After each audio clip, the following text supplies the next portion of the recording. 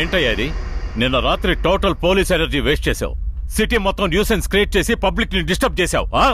I'm taking disciplinary action against you. నిన్ను 10 రోజులు suspend చేస్తున్నాను.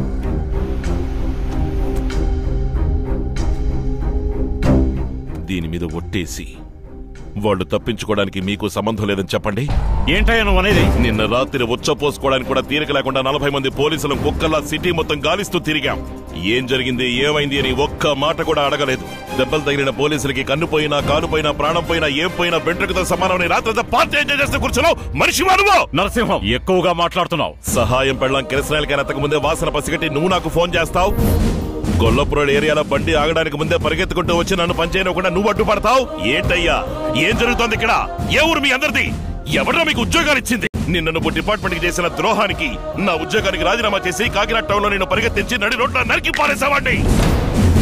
నువ్వు వేసుకున్న యూనిఫాము, ఈ సీటు మాత్రమే నేను కాపాడుతున్నా. సీట్కి మారుతారా? నిచ్చేస్తా.